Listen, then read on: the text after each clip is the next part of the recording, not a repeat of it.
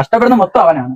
അവന്റെ ചോര നീരൊക്കെയിട്ടാണ് അവൻ ഈ കാര്യങ്ങൾ നടക്കുന്നത്. അവന്റെ സ്വന്തം വിദ്യാഭ്യാസം അവൻ എനിക്ക് വേണ്ടി സാക്രിഫൈസ് ചെയ്യുമായിരുന്നു. പറഞ്ഞില്ലേ പടച്ചവനുണ്ട്. നമുക്ക് ഇവനല്ലയോ ഞങ്ങളുടെ താരം, ഇവനാ ഞങ്ങളുടെ താരം.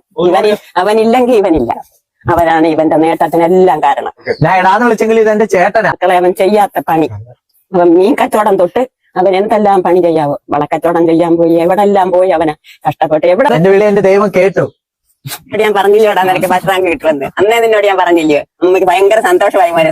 ഞാൻ അന്നേ നിന്നോട് പറഞ്ഞില്ല നിനക്ക് റാങ്ക് കിട്ടുമെന്ന്. അപ്പൊ നീ എന്തോ എന്നെ പുച്ഛി ചെല്ലിയോ? അപ്പൊ ഞാൻ എന്തോ എന്നെ പറഞ്ഞത് കിട്ടത്തില്ലെന്ന് നീ എന്നെ കളിയാക്കിയല്ലയോ? ഞാൻ ഇടാന്ന് വിളിച്ചെങ്കിൽ ഇതെന്റെ ചേട്ടനാ. എനിക്കോ പഠിക്കാൻ സാധിച്ചിട്ടില്ല. പക്ഷെ എന്റെ ഒരു ആഗ്രഹമായിരുന്നു എന്റെ ചേട്ടൻ പഠിച്ച ഈ നിലയിൽ എത്തിയപ്പോ എനിക്ക് വളരെയധികം സന്തോഷമുണ്ട്. ഫസ്റ്റ് റാങ്ക് മേടിച്ചപ്പോ എംകോമിന് 1ാം റാങ്കാണ് മേടിച്ചപ്പോ എനിക്ക് വളരെയധികം സന്തോഷമുണ്ട്. എന്റെ വിളി എന്റെ ദൈവം കേട്ടു. ഭയങ്കര സന്തോഷമുണ്ട്, പറഞ്ഞറിയിക്കാൻ പറ്റാത്ത സന്തോഷം എനിക്ക്. അതാ ഞാൻ പണിയുടെ ഇടയിൽ കളഞ്ഞിട്ടിങ്ങ് വന്നത്. എന്റെ പേര് അഫ്രാൻസ്.